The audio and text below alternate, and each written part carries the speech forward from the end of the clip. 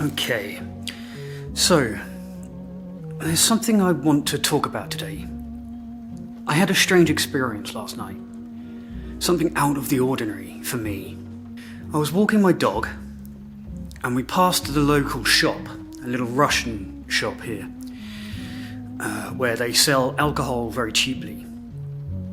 And outside there was a bottle of San Miguel beer, half empty, and it looked like it had been there for several days. And this weird thought entered my head, and that thought was, maybe a beer would be nice right about now. And I want to talk about that. And I want to talk about how I defeated that weird urge. So that's what this video is going to be. Brothers, sisters, comrades and friends, welcome to Bad Country.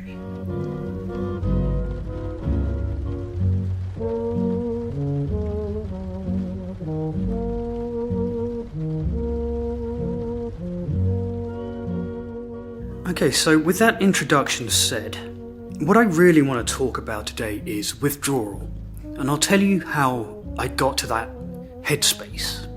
So when I saw that half-finished beer, it triggered this weird urge in me.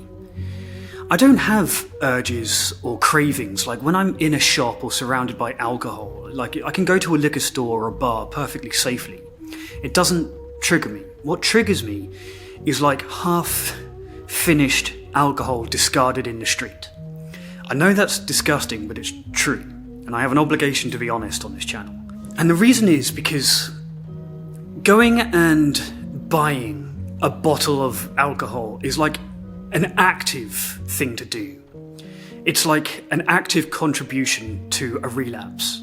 Whereas stumbling across somebody else's half-finished bottle of wine or something, like a bottle of vodka thrown in a bush, it's almost like free, right? It's like a passive way to relapse. Like picking something up off the ground. Not that I've ever done it in sobriety. I've never even been genuinely tempted. But finding discarded alcohol is somehow like consequence-free. It's like a hotel room. It's the same kind of thinking process by which you can convince yourself that this one's a freebie. It doesn't count because you didn't do anything to obtain it. You haven't actively relapsed. You're just in a safe space, in a hotel room, or in an airport, or if you find leftover alcohol. If you're an alcoholic like me, that's like bonus. And as I mentioned in a previous rock bottom video, I have done that when I've been really down and out drunk, sleeping on the streets and stuff. That was my go-to way to get drunk, was to drink what I could find. You know, when you've got no money and it's 3 o'clock in the morning and you're starting to withdraw a little bit. Really, really low bottom alcoholic stuff. But that thought was unusual for me for a number of reasons. One is I don't get those very often anymore. I've got enough sobriety now where that kind of thought, that kind of intrusive desire to drink, it doesn't happen to me very much. I'm mostly on top of it. But also, I was never really a beer drinker. When I was an alcoholic, my goal was to get absolutely annihilated. I mean that seriously. I mean drink to oblivion as quickly as possible. I was always a hard liquor drinker. Like I would drink beer with my friends, but then I would leave early so that I could go and drink vodka or whiskey or gin on my own. I was that kind of drinker. I was disguising it from colleagues and friends and romantic partners by drinking slowly with them, but then dipping out early as soon as I got drunk and I felt that overwhelming urge rise within me to go and get obliterated. Then I would go off on my own and recede into my little grotto and drink myself into just annihilation. So that urge was unusual for those two reasons. One, I was never really a beer drinker because it's not fast enough. It's not effective enough for me. And two, because I don't get them very often anymore anyway. But it might be useful to tell you how I defeated that particular urge. And that's by taking myself to the very darkest place that I can. and that is rock bottom style alcohol withdrawal. That's what I want to talk about. Sometimes I have to remind myself how bad it was. The longer you go into sobriety, the more complacent you can get, and the more distance there is from you to the very worst of your experience. And I have to remind myself periodically how close I came to it killing me. How close I came to it pushing all of my family and my loved ones away, and how close it took me right to the edge. So there's this technique in AA, which converges with a technique which I'll talk about in more detail in a moment, and it's called playing the tape forward. And for me, this has been a very powerful tool. I call it negative visualization because I came into it from a philosophical position, particularly one of Stoicism, which encourages Stoics, in ancient philosophy at least, to set time aside to imagine the very worst outcomes possible of any decision. And while that might sound morbid when you do it literally, when you imagine, for example, the death of a loved one, it feels very morbid, and it feels like you're dwelling on something very negative, and that it will ultimately it will make you a morbid person if you live in that space constantly. And that's true if you don't control it well, because the actual outcome of negative visualization is gratitude. So if you this is quite a nice environment to be in, right? This space that I've made for myself here. The lighting is very nice, and I have this big computer monitor, and I have this nice camera and this microphone and this kind of small but comfortable house. And at any moment, negative visualization encourages me to realize that I could lose it all at any given second. At any moment, something beyond my control might take it all away from me. Or an alcoholic relapse will very, very quickly take it all away from me. And the result of that is not a depressive frame of mind. It's not a nihilistic frame of mind. It's one of gratitude. I'm grateful for all of this, actively. And as part of my recovery, I set time aside to sit quietly, or when I'm walking the dog or something, when I have a moment to myself, I set myself a task of thinking what my life would be like if I lost it all. And that coincides with playing the tape forward in sobriety. Playing the tape forward is it's a kind of negative visualization in which anytime you have an urge to drink, anytime you feel that rising creep of a craving, that wave beginning to peak within you, instead of imagining the relief of drinking that first alcoholic drink and all of the dopamine and the endorphins that will suddenly course through your veins as a result of that dopaminergic reward that you've given yourself of that alcoholic drink, you instead remind yourself what happens afterwards. Because the craving doesn't want you to think about that. The urge wants to edit your memory into just the sensation of that first drink. Maybe that first 2 or 3 drinks, when the buzz begins to rise and you suddenly feel full of contentment, and how your sense of alienation and depression and anxiety will all recede as a result of that one drink. Your craving, your alcoholism doesn't want you to remember the rest of it, and you have to force yourself to do it once that craving begins to rise. And the way to do it for me is to combat that urge by forcing myself to remember what happens afterwards. I play the tape forward. And for me, it's easy to do. So last night, I was having a very pleasant evening walking the dog. The weather was warm. Spring is here. There's more light in the daytime. Life is good. It was a good day to be sober. And then suddenly I had this weird, intrusive urge triggered by somebody else's half-drunk beer. And that tiny little craving that said to me in my own voice, beer would be nice right now. A nice cold beer with the condensation on the bottle. I had to force myself to remember that it's never ever going to be one drink for me, not for the rest of my life, not after 5 years of sobriety, not after 20. It's useful to remind myself how bad my withdrawals are. So I'm going to talk about that for the rest of this video. And I hope that if you have that craving, that urge, that it might be useful for you to come back and listen to this video. Because I'm going to talk in detail about what's waiting for you after those first couple of relieving drinks. My withdrawals were hell. They were hell. And I mean hell in a very spiritual sense, but also a very ancient sense, in the way that the ancient Greeks used to have a conception of hell, which was more like some terrible underworld. Nothing but suffering. Nothing but perpetual suffering and waiting. And all of the punishments of your life, every negative experience you've had, all coming back all at once, that is hell. It is torture.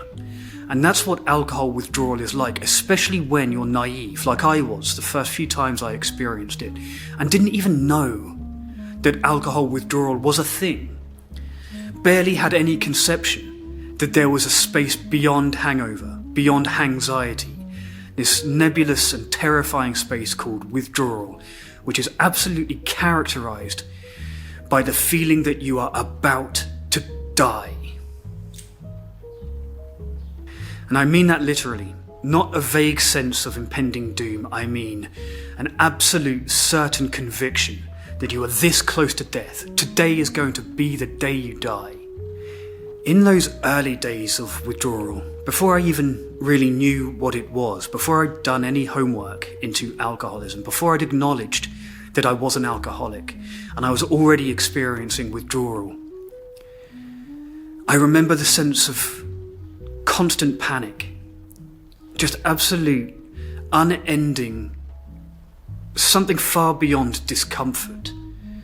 But the sense of wanting to climb out of my own body and observe my own death from afar. And having to make weird bargains with myself about how today was a good day to die. And perhaps I shouldn't fear it because my life had been good and I'd had a life full of interesting experiences and I'd seen the world and I'd had sex and had positive, pleasant experiences and had friends and eaten good food and I'd done all of that. So perhaps even at the age of like 34, which I was when my hangovers turned into withdrawal, perhaps I should count myself lucky that I'd had 34 good years. And that was a way of me negotiating with the withdrawal itself, a way of me negotiating with my own anxiety about my impending death, by telling me that life had been good so far, so perhaps it would be okay to let go today and find out if there's anything afterwards. What you don't know about withdrawal before you have it, before you know what it is that it is physically torture, but emotionally torture too. And it will make you feel like your heart is going to jump out of your chest. You will have big palpitations and you will feel weak, like you're losing consciousness, like there is not enough oxygen in your blood. Like you can feel the life slipping out of your body in this state. It's more than just nausea, which of course you have that too. It is vomiting and it's nausea and it's diarrhea or it's constipation. It can go either way. And it doesn't seem to subside and it comes on when you're starting to feel better. Whereas if you have a hangover, you wake up the next day feeling like shit, like a bag of smacked hammers. But it goes away after 36 hours. As you get older, maybe if you're young, you don't have this so bad. But as you get a little bit older, the hangover gets longer. It becomes half a day, then a full day, then 2 days. But withdrawal comes on, it tricks you. It thinks that maybe I got away with it this time. Maybe I'm getting better, maybe my tolerance is rising, or maybe I didn't drink as much as I thought I did. Maybe my problem isn't as bad as I think it is. Maybe I'm going to be okay this time. And then it begins. 2-3 days after you finished, after your last drink. You put your drink aside and you said, okay, no more ever. I'm sober now. I'm going to fix my life. It's all over for me. Today is the first day of my new life as a sober person. Then you get the punishment. And that's worse, isn't it? Because you thought you were going to be okay. And then suddenly, like a ton of bricks, you start to wobble. You start to get dizzy. Your temperature rises. You begin to sweat and you begin to shake. And you feel like you just need to spend a day in bed and you'll be okay. But you go to bed and you're restless. You can't sleep it off like you can a hangover. The withdrawal won't let you. For me, withdrawal, by the end of it, my withdrawal would last 4 or 5 days, and I would get no sleep, no restful sleep in that entire time. I would just be tossing and turning, and my body temperature would be rising and falling like I had a fever. I'd be drenched with sweat. Any moments of sleep I would get would be characterized by vivid nightmares, and that's even before it might progress into alcoholic hallucinosis or delirium tremens. Not even talking about that in this video. Simply talking about the withdrawal. I'm not even talking about the most extreme and dangerous forms of withdrawal. I'm just talking about acute withdrawal. And there's a moment when you realize that you might have dodged a hangover, or you might realize that what you're experiencing is not a delayed hangover. It is withdrawal, and it's a different thing. And the symptoms escalate so rapidly, at least for me, that it came with a sense of panic. And then the panic would cause panic. I would panic about panicking. You're very, very unlikely to have negative symptoms of a panic attack. Like, you're not going to die of a panic attack. Or you're not even going to die of hyperventilation. But withdrawal, severe acute withdrawal syndrome can kill you. And you panic about that. So panic is piled on panic, and there's just nothing you can do to alleviate it, except one single thing. Maybe two. The proper thing to do is to go to the hospital, let them treat you for it.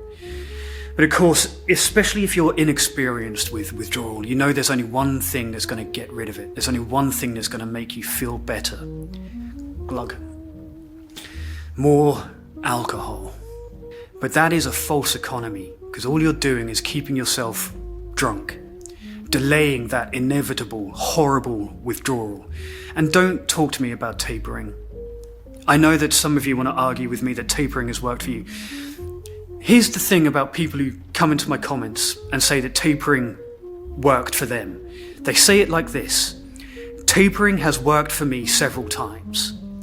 If it's worked for you several times, it hasn't worked. Tapering is an excuse. Tapering is just a fancy name for continuing to drink. I'm sorry to be so blunt about it. I don't believe you when you tell me that doctors tell you to go on a course of tapering. And I will never believe that it is an effective strategy. I'm getting sidetracked here. I'm getting angry about it. Sorry. Don't get distracted. Let's stick to the topic. I should keep my more strident opinions to myself, because I know that they can alienate people. And that's not my intention. But I'm just fed up of bullshit. I'm just fed up of it. I'm fed up of people making excuses to continue to drink. I just see it all the time. Anyway, with withdrawal, occasionally comes a very difficult acknowledgement that this might mean that you are dependent on alcohol.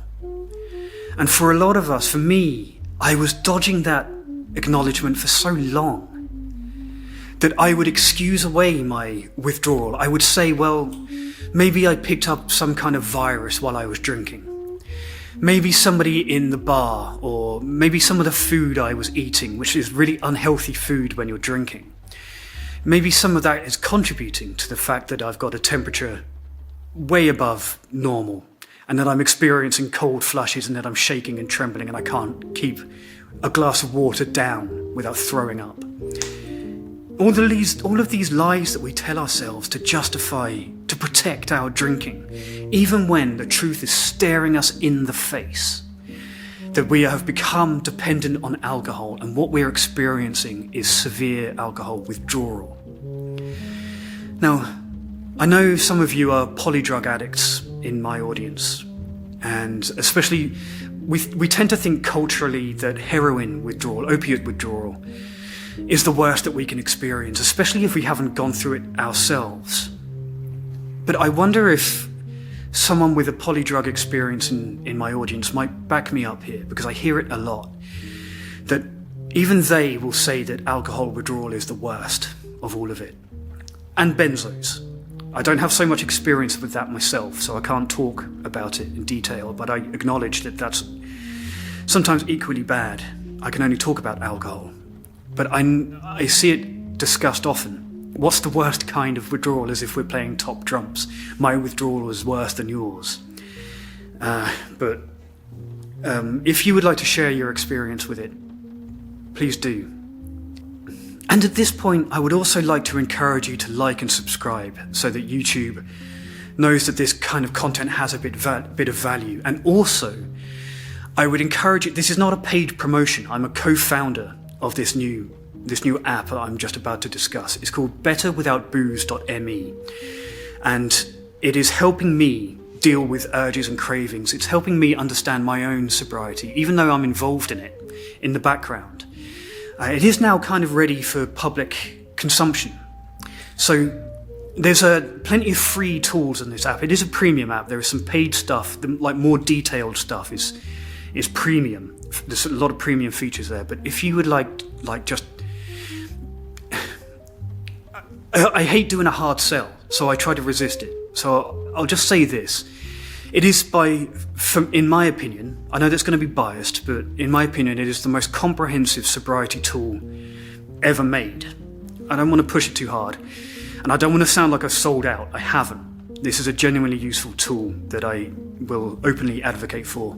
So go check it out, betterwithoutbooze.me, and you'll find like a growing community there that you can reach out to if you're struggling. And now, anyway, on with the video. Sorry about that. Now, I'm not going to bore you with the science behind it again. There are plenty of more qualified people to talk about what's going on physiologically in your brain than me. But I will mention the process of kindling. I did a very old video about this in the past, and I haven't talked about it again since, but I'm going to mention it in passing now. The more you go through the cycle of withdrawal and intoxication, the worse the withdrawal gets. It's called kindling, the kindling effect. And this is a documented psychological phenomenon by which every time you go through severe withdrawal and then drink and then go through withdrawal again, it leaves an imprint in your brain. You change your brain very slightly. You do lasting damage, which means that there is a kind of it's called kindling because it's based on the model of a forest fire, where quite often, after a forest fire has been extinguished, there is still smouldering underground. You can't see it, you can maybe smell it if you're there in person, but it's always there, just constantly burning, even through colder months, just waiting for the excuse to kind of turn into a major conflagration again. That's why it's called kindling. It's based on that idea of slow burning, just waiting to turn into a larger fire again. And that's what withdrawal is constantly doing to you. And the longer you do it, the more times you do it, the more the damage adds up, and the more susceptible you become to things like delirium tremens, which is actively dangerous, okay? After a while, if you go through the kindling effect enough, you start to be able to feel it. You start to feel like there's something wrong with your brain, like you can, like an electric tingle. I can't explain it right, but I have this sensation in withdrawal that I've always struggled to explain. But it feels like if you put your hand on a mild electric fence. For me, it feels like there's an electric current running through my body. And it's incredibly uncomfortable, or it feels like TV static, except inside your brain. Like, there's something electrical about it. And it's a deeply, deeply unpleasant sensation. And you can feel that as the withdrawal begins to subside. You feel like you've damaged your brain. If you're paying real close attention to your body, which you are, because you're obsessed with it, because you're withdrawing, so you're absolutely, your eyes are facing inwards, studying every kind of little motion and feeling in your body. You're obsessive about it, because you're obsessed, you're convinced that you're about to die, so you're obsessed with your own symptoms. And you feel like something catastrophic is about to happen, and you're paranoid, and you have this existential dread. And it's all to do with withdrawal, and the more you do it, the worse it gets, and the longer it lasts, and the less alcohol it takes to begin the process of withdrawal, until, this is true, you can begin to experience withdrawal even while you're still drinking. This is again documented. I found this out while I did a video ages ago about this delirium tremens study, where people were given a huge amount of alcohol over a period of about 3 months, and then slowly the alcohol was reduced. And it turns out that if you've been drinking a full big bottle of vodka every day for 3 months, and then you drink half a bottle of vodka in a day, which would be enough to get most people drunk, it will in fact get you drunk and also cause you to experience withdrawal at the same time. And I had that, and it was the worst of all of it. Apart from the delirium tremens and stuff, like if I'm just talking about withdrawal, then going through withdrawal while you're still drunk is torture on torture. It is insult to injury. Because there's no way out of that loop. Because you're drinking at the same time, you can't rationalize. You can't say, okay, I need to stop now. You will just drink more because you're drunk. So you're not making good decisions. And you will drink on top of the withdrawal. And then you're in a constant state of drunkenness and withdrawal. That's what I had towards the end of my drinking. Just absolutely sheer terror, moments of lucidity where I would be drinking enough where I would kind of level out for a moment. And then I was able to think rationally, and that would be a state of sheer terror because I recognized the terrible condition I was in. There's no way out of it then, except to pile on the alcohol and try to beat yourself over the head as if the alcohol was like a hammer that you're just beating yourself with. It's exhausting to even remember.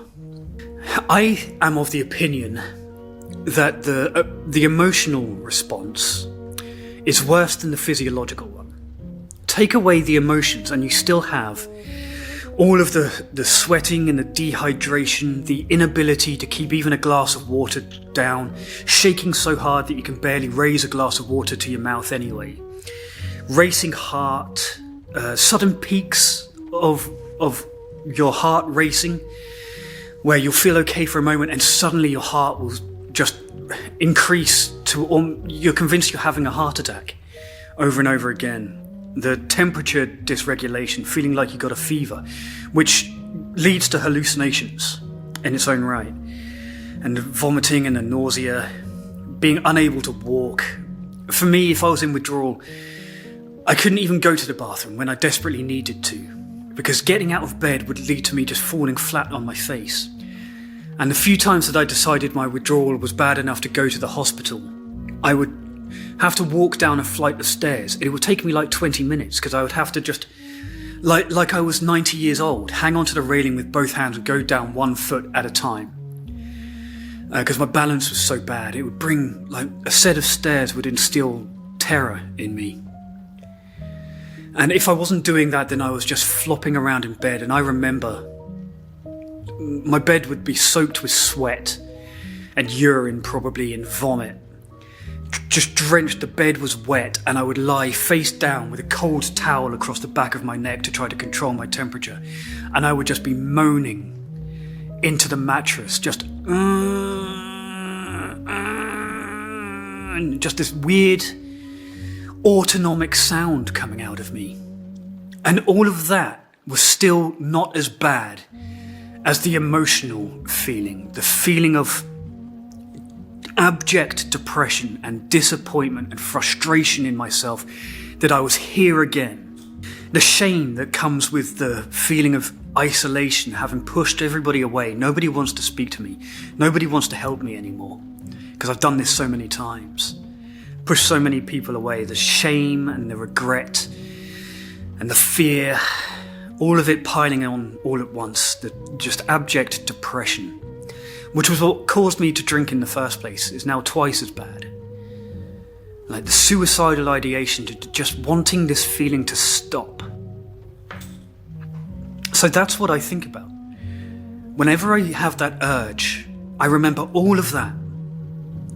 When I saw that half-finished bottle of beer that had been there for days, covered in dirt, and so the label was slightly faded already, bleached by the sun. Been there long enough for the alcohol to lose colour. And I had an urge to go into the shop and buy a cold beer. I imagined all of that, because that one single beer entails all of that. No doubt in my mind. And I've been doing that for so long. I've been playing the tape forward for so long. I've been setting time aside to do negative visualization for so long that it is automatic for me to do that.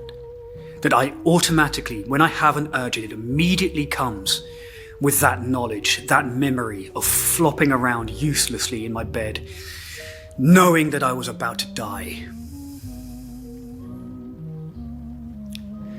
And I'm grateful that I'm able to do that automatically. That the tools work. That playing the tape forward is a powerful tool for me. And in the same way that negative visualization has the benefit of making me grateful for everything around me, everything good in my life, then playing the tape forward also has a flip side. Because you don't have to play the tape forward and only see the negative, right? You don't only have to focus on what happens if I take that first drink. The flip side of playing the tape forward is the really affirmative and quite beautiful realization of the things that will happen if you don't take that drink. You get to play the tape forward if you make a good choice too. And then you can imagine yourself feeling proud of yourself for the rest of the evening and waking up with a clear head and having a productive day and having connections with people around you instead of flopping around, falling over on the floor, feeling sorry for yourself. You get to wake up and face the day. That also is playing the tape forward. Sobriety is not all doom and gloom. It's also feeling positive about the good choices that you made.